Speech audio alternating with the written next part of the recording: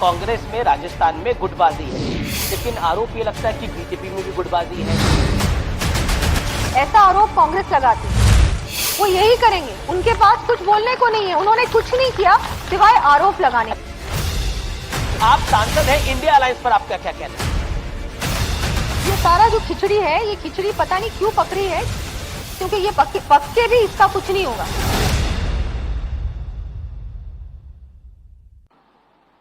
नमस्कार व्यूअर्स, मैं हूं अमीश देवगन और आप देख रहे हैं ग्राउंड जीरो से हमारी ये बड़ी कवरेज। और अब ग्राउंड जीरो से मेरे साथ मौजूद हैं आज बात करने के लिए भारतीय जनता पार्टी की सांसद दिया कुमारी, जो विधानसभा चुनाव लड़ रही हैं। दिया जी, आपका अभिनंदन है न्यूज 18 पे। बहुत बहुत आपको धन्यवाद भी और नमस्कार भी सभी को।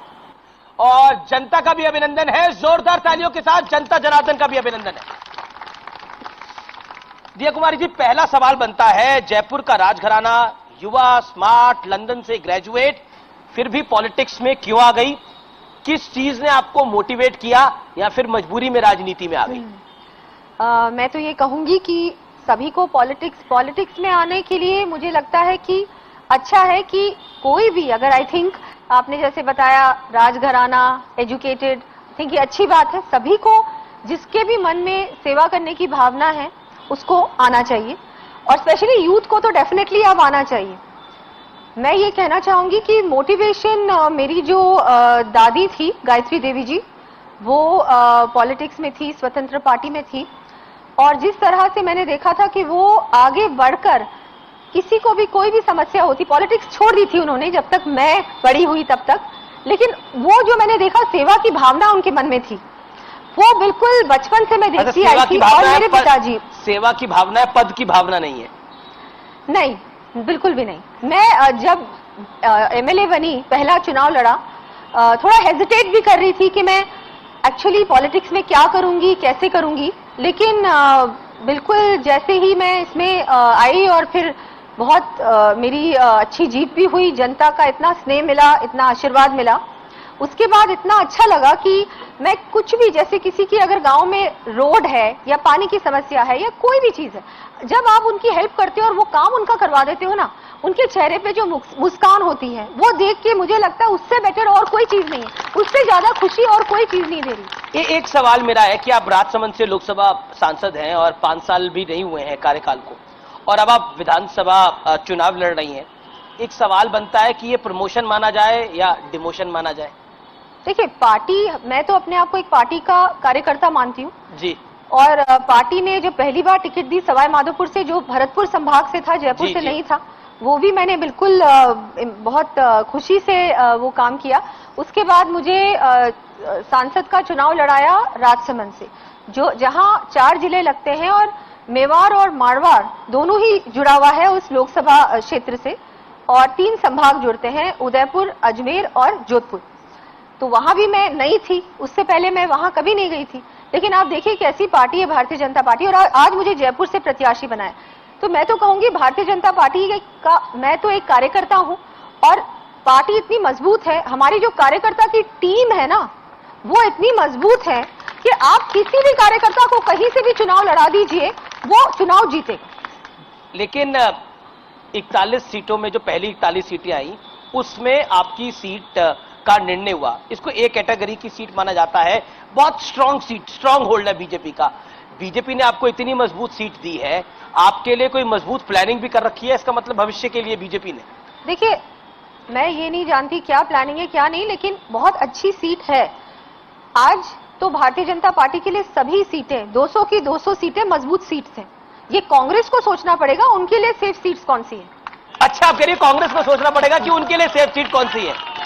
अच्छा, मतलब आप कह रही हैं कि बीजेपी के लिए 200 की 200 सेफ है, कांग्रेस के लिए एक भी सेफ नहीं है। लेकिन अशोक गहलोत जी तो मिशन 2030 पे काम कर रहे हैं, उन्हें तो उम्मीद है कि 2023 में भी वही आएंगे और फिर 2028 में भी वही आएंगे और फिर वो तब मुख्यमंत्री बनेंगे। बताइए, आप लोग अभी की प्लानिंग कर रहे हैं, वो 2030 की प्लानिंग कर रहे हैं।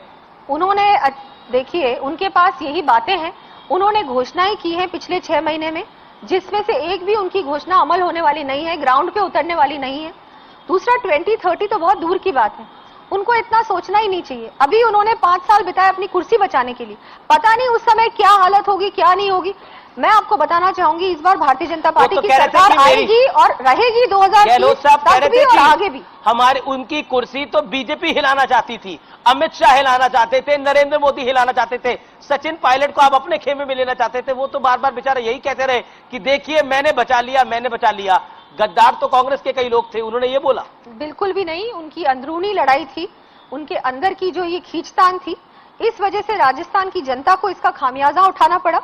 कोई भी विकास का काम नहीं हुआ, 4.5 साल 5 साल हो गए, अब कोई भी काम नहीं हुआ राजस्थान में। सारी योजनाएं केंद्र की थी, जिसमें इन्होंने श्रेय लेने की कोशिश की, उद्घाटन किए, ज्यादातर केंद्र की योजना के उद्घाटन। आप कह रही है कांग्रेस में राजस्थान में गुटबाजी है, लेकिन आरोप ये लगता है कि बीजेपी में भी गुटबाजी है। एक वसुंधरा गुट है, दूसरा दिल्ली वाला गुट है, और माना जाता है कि दिल्ली वाले गुट ने निर्णय लिया है कि दिया कुमारी जो है, ऐसा आरोप कांग्रेस लगाती है कि दिया कुमारी वसुंधरा जी की रिप्लेसमेंट है। बिल्कुल भी नहीं, देखिए आपने अपने आप ही बोल दिया, ऐसा आरोप कांग्रेस लगाती है, वो यही करेंगे, उनके पास कुछ बोलने को नहीं है, उन्होंने कुछ नहीं किया सिवाय आरोप लगाने का। सच क्या है? बिल्कुल भी नहीं। देखिए कलेक्टिवली बीजेपी लड़ रही है ये चुनाव, और कलेक्टिवली 5 साल हमने काम भी किया है, जनता के बीच रहकर काम किया है। कोविड में हमारा एक एक कार्यकर्ता जनता के बीच में था, इनका कोई भी नहीं था। जो इतने लोगों को राशन बांटा, 80 करोड़ जो राशन बांटे सब गरीबों को, वो मोदी सरकार ने बांटे हैं। जो सारे जो काम हुए हैं वो सिर्फ और सिर्फ प्रधानमंत्री मोदी जी केंद्र सरकार के द्वारा हुए हैं, और भारतीय जनता पार्टी ने इन 5 सालों में विपक्ष में रहकर भी बहुत अच्छी भूमिका निभाई है। जी, आप बार बार कह रही हैं कि बीजेपी में कोई गुट नहीं है, कांग्रेस में गुट है, हमारे में कलेक्टिव रिस्पॉन्सिबिलिटी है। बीजेपी का चेहरा कौन है राजस्थान के अंदर? दिया कुमारी है, गजेंद्र शेखावत है, वसुंधरा राजे है, कौन है चेहरा? देखिए चेहरे के बारे में तो प्रधानमंत्री जी ने सभा में कहा कि कमल का फूल है, और ये डिसीजन तो वैसे भी पार्लियामेंट्री बोर्ड करेगा। आपकी भी तो कोई ख्वाहिश होगी कि आपको भी कुछ बड़ा पद मिले, आप भी प्रदेश का नेतृत्व करें? नहीं, ऐसा कुछ नहीं है। जो भी पार्टी जिम्मेदारी देगी, पहले भी दी है अभी भी दी है, वो मैं करूंगी। क्या आपको लगता है पॉलिटिक्स करना भारत में एक महिला के लिए आसान है?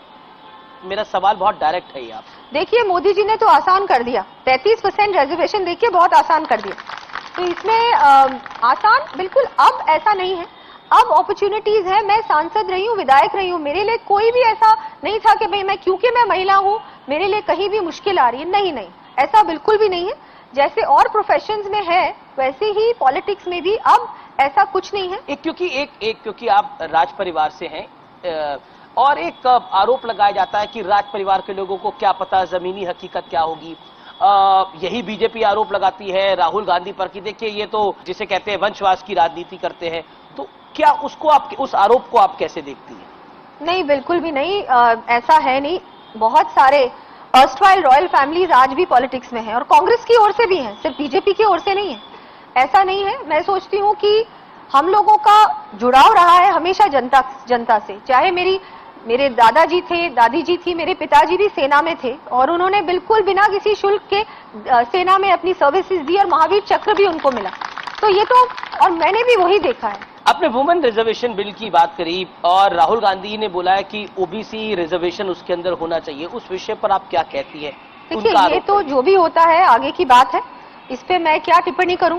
ये तो सब जो निर्णय है जो भी केंद्र के द्वारा होता है। बिल्कुल।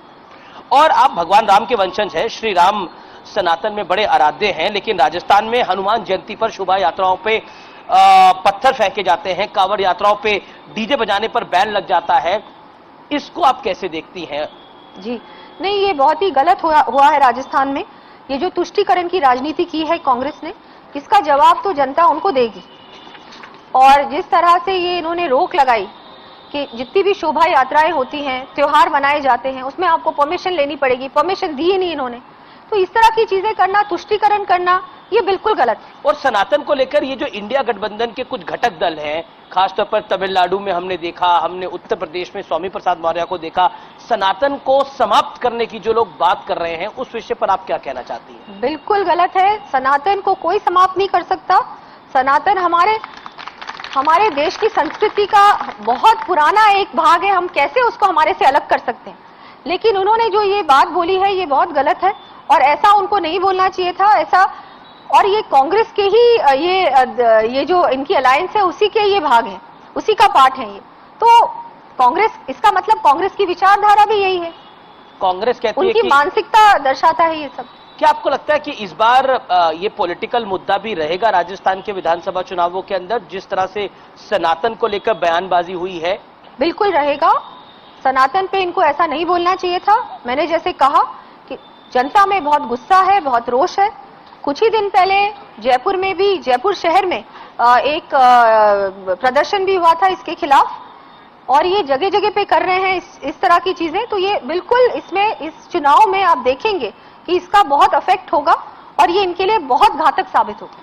एक सवाल जो कि बहुत महत्वपूर्ण है कि बीजेपी फ्री की पॉलिटिक्स का विरोध करती है, कहती है कि फ्री की पॉलिटिक्स नहीं होनी चाहिए, लेकिन अशोक गहलोत 450 रुपए का सिलेंडर देते हैं राजस्थान में।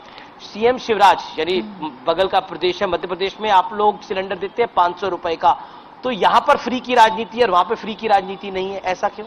देखिए, इन्होंने, गहलोत जी ने इस 6 महीने में इतनी सारी चीजें फ्री में देना शुरू कर दी।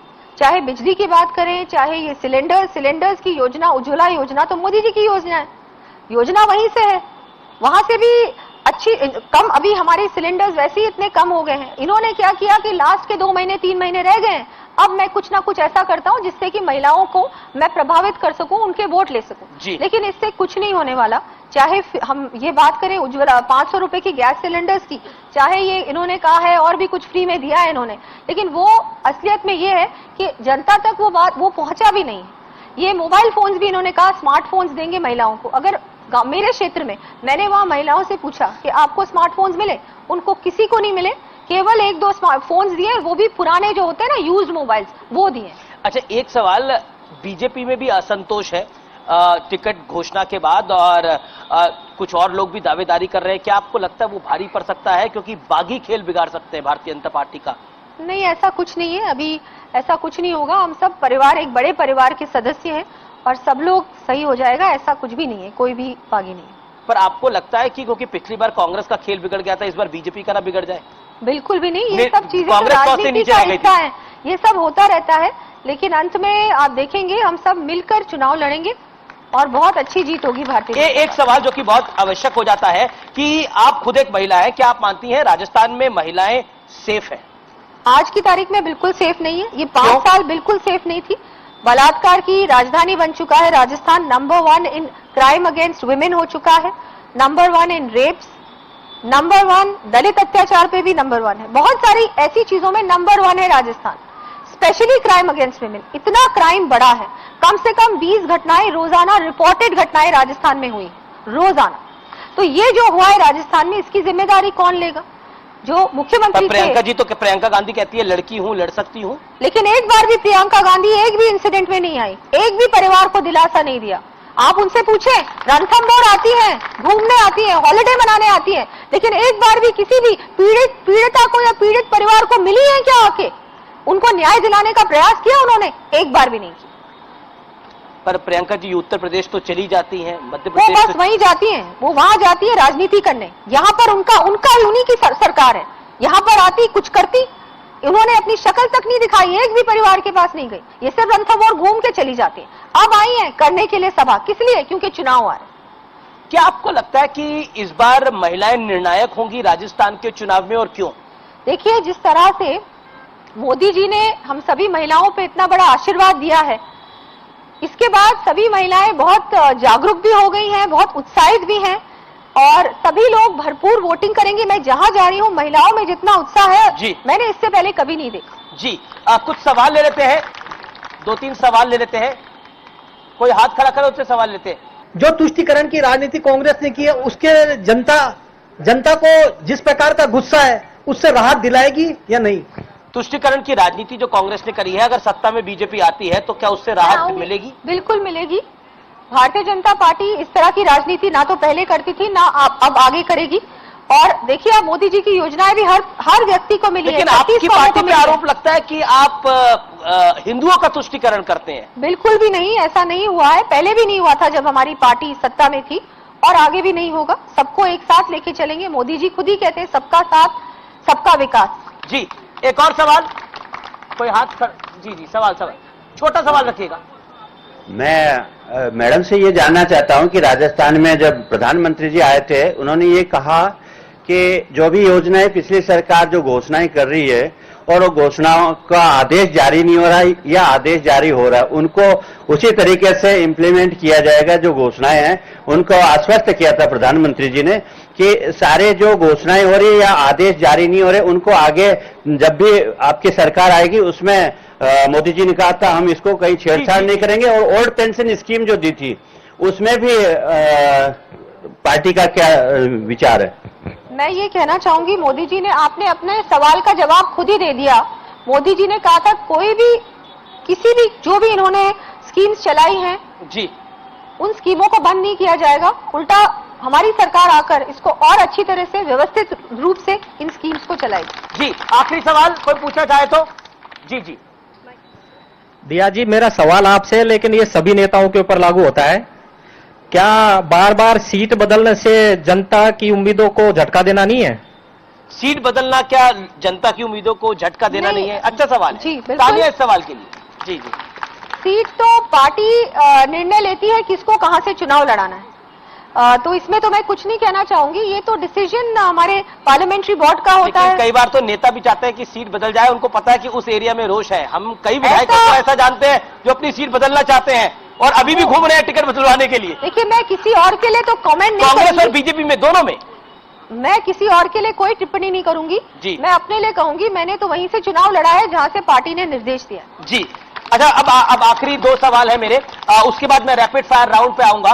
और मैं चाहूंगा कि रैपिड फायर राउंड पर जब हम आए तो वो जवाब भी आपके पब्लिक सुनेगी। लेकिन एक सवाल, अरविंद केजरीवाल, आम आदमी पार्टी को आप कैसे देखते हैं? हालांकि वो इंडिया अलायंस का हिस्सा है, लेकिन वो यहां पर ताल ठोक कर रहे हैं कांग्रेस के खिलाफ। क्या आपको लगता है कि वो जहां जहां गए हैं वहां उन्होंने कांग्रेस का बंटाधारी करा है? पंजाब गए, कांग्रेस साफ हो गई। वो फिर पहुंचे, वो दिल्ली गए, दिल्ली में कांग्रेस साफ हो गई। गुजरात गए, ऐतिहासिक कांग्रेस की हार हो गई, अब यहां आ गए हैं। बिल्कुल, तो वही होगा जो आपने कहा, कंप्लीटली वाइप आउट हो जाएगी कांग्रेस। और असाउद्दीन ओवैसी को आप कैसे देखती हैं? वो भी इस बार चुनाव लड़ रहे हैं और वहां पर कई सीटों पे उनकी मजबूत दावेदारी है। मैं दूसरी पार्टी पे कमेंट नहीं करूंगी, पर फिर भी क्या आपको लगता है कि कई सीटों पे ओवैसी के साथ मुकाबला होगा? देखिए, ऐसा है, सबका अधिकार है, हर पार्टी का अधिकार है अपने कैंडिडेट्स को फील्ड करना, और बिल्कुल उसमें तो जो वो करेंगे करें, मैं उनके लिए क्यों टिप्पणी करूं? आप सांसद हैं, इंडिया अलायंस पर आपका क्या कहना है? ये सारा जो खिचड़ी है, ये खिचड़ी पता नहीं क्यों पकड़ी है, क्योंकि ये पक के भी इसका कुछ नहीं होगा। क्योंकि ये क्या करेंगे, इनको आपस में इनकी लड़ाइयां ऐसी होने वाली हैं। अभी भी इनकी आपस में लड़ाई चल रही है कि इनके पास कोई एजेंडा है क्या, इनका विजन क्या है, इनका एजेंडा है मोदी को हराना। मोदी को हराना, लेकिन देश के लिए क्या एजेंडा है? आपके पास देश के लिए कोई एजेंडा नहीं है। दूसरी तरफ मोदी जी कह रहे हैं कि मैं तीसरे टर्म में गारंटी देता हूं कि भारत को इतनी मजबूत अर्थव्यवस्था बनाऊंगा, एटलीस्ट तीसरे नंबर पे लेके आऊंगा। लेकिन राहुल गांधी कहते हैं कि 60% भारत का नेतृत्व इंडिया कर रहा है, इंडिया अलायंस कर रहा है, मतलब इंडिया अलायंस। देखिए, वो प्रदेशों में अलग अलग समीकरण होते हैं, अलग अलग कारण होते हैं जिस वजह से कोई सरकार हो सकती है वहां। लेकिन जब हम लोग देश की बात करें, जब हम बात करते हैं लोकसभा की, उस समय जनरल इलेक्शन के समय सभी लोग, जनता देखती है कौन व्यक्ति, कौन सी पार्टी ऐसी मजबूत पार्टी है और कौन सा नेता ऐसा है जो देश का सही तरीके से नेतृत्व कर सकता है और एक विकसित राष्ट्र की ओर हमारे देश को ले जा सकता है। और फिर मोदी जी हैं। जी जी, वो नरेंद्र मोदी जी आप कह रही हैं, लेकिन जोरदार तालियां। और अब वक्त है रैपिड फायर राउंड का, और मैं एक एक करके आपसे सवाल पूछूंगा, आपको एक एक लाइन में इसका जवाब देना है। पहला सवाल है कि बीजेपी की ओर से सीएम पद का दावेदार कौन है, वसुंधरा राजे या फिर दिया कुमारी? मैं कहूंगी कि इसमें पार्लियामेंट्री बोर्ड डिसाइड करेगा, और अभी तो कमल का फूल ही है। अभी कमल का फूल है। राजस्थान के लिए बेहतर मुख्यमंत्री कौन हो सकता है, अशोक गहलोत जी या सचिन पायलट जी? इन दोनों को बिल्कुल भूल जाना चाहिए, इनकी सरकार नहीं बन रही है, तो ये तो दोनों सवाल ही आपने बिल्कुल पता कि क्या सवाल ही गलत है। अच्छा, राहुल गांधी ज्यादा बड़े राष्ट्रवादी हैं या फिर असाउद्दीन ओवैसी ज्यादा बड़े राष्ट्रवादी हैं आपकी राय में? दोनों, मुझे तो नहीं लगता कि दोनों ही राष्ट्रवादी हैं। उन्होंने ऐसा कुछ नहीं किया, मैंने कुछ ऐसा नहीं देखा जिससे कि मैं ये कह सकूं कि इन दोनों में से एक भी राष्ट्रवादी है। अच्छा, चलिए एक अब अलग सवाल पूछ लेते हैं कि आप कोई खेल को फॉलो करती हैं, किसी स्पोर्ट्स को फॉलो करती हैं? थोड़ा बहुत करती हूँ, आजकल समय कहाँ मिलता है खेल को फॉलो करने। तो वर्ल्ड कप देख पा रही हैं कि नहीं देख पा रही? इस बार बहुत कम, सिर्फ इंडिया पाकिस्तान का मैच देखा था। इंडिया पाकिस्तान का मैच देखा, वो भी एंड में। और वहां पर अभी भी एक विवाद हो गया कि वहां पर जय श्री राम के नारे लग गए, तो लोगों ने बोला कि जय श्री राम के नारे क्यों लगा दिए गए वहां पर? वो तो सेंटिमेंट है, अगर कोई नारा लगाना चाहे तो इसमें गलत क्या है? बिल्कुल बिल्कुल, आप देखिए यहाँ भी लग रहे हैं नारे। हम तो बहुत, मुझे तो बहुत गर्व है, और इसमें मुझे लगता है बिल्कुल भी। क्रिकेट देखती हैं आप? कभी कभी। फिल्में भी देख लेती है कभी कभार? कभी कभी। तो कौन सा फेवरेट क्रिकेटर है, कौन सा फेवरेट एक्टर है? अभी मेरे फेवरेट्स कोई भी नहीं है, क्योंकि क्रिकेट में तो कोई होगा? बिल्कुल भी नहीं, मैं इतना क्लोजली फॉलो नहीं करती, पर मुझे लगता है इस बार बहुत अच्छा परफॉर्म किया हमारी पूरी टीम ने। कॉलेज के टाइम पे कोई फेवरेट एक्टर एक्ट्रेस रही हो? नहीं तो बताइए ना। नहीं नहीं नहीं, कोई भी ऐसा नहीं, कोई भी ऐसा नहीं। मुझे लगता है कि बहुत सारे फेवरेट्स थे, फिर वो अनफेवरेट हो गए, और बिल्कुल अच्छा, कौन से फेवरेट? ये तो अच्छी बात है, कुछ कौन से फेवरेट थे जो अनफेवरेट हो गए? आपको किसी की एक फिल्म अच्छी लगती है, फिर उसकी दूसरी फिल्म नहीं अच्छी लगती, तो ये चलता रहता है। ऐसा कोई, मैं आज याद भी नहीं है मुझे कि मेरे कौन से फेवरेट्स थे, पर बहुत सारे। लास्ट फिल्म कौन सी देखी, कुछ तो जवाब दीजिए। Kerala, yes yes yes. कौन सी फिल्म देखी? केरला फाइल्स। यस, बहुत अच्छी थी, और इनके साथ ही देखी थी। अच्छा। महिला मोर्चा के साथ। देखिए इनकी मेमोरी कितनी अच्छी है, और मुझे बिल्कुल ही याद नहीं, बिकॉज आजकल पूरी तरह से राखी राठौर जी के साथ ही देखी थी आपने? ये अनुराधा जी के साथ। अनुराधा जी के साथ। अच्छा चलिए, आखिरी सवाल है। एक डायमेंशन होता है, पता पब्लिक के बीच में राज परिवार है, राज घराना है, पता नहीं चांदी और सोने के बर्तनों में खाना खाते होंगे, क्या करते होंगे, तो उन लोगों को आप क्या कहना चाहती हो, जिनके जो एक मिथ है या फिर सच्चाई है इसमें कुछ? ये मिथ तो बहुत साल पहले ही खत्म हो गया जी। ऐसा कुछ भी नहीं है। हम सब लोग एक जैसे सब लोग रहते हैं वैसे ही रहते हैं, ऐसा कुछ सोने चांदी में कोई नहीं खाता, आजकल कोई अफोर्ड भी नहीं कर सकता, और ये अच्छा भी नहीं लगता।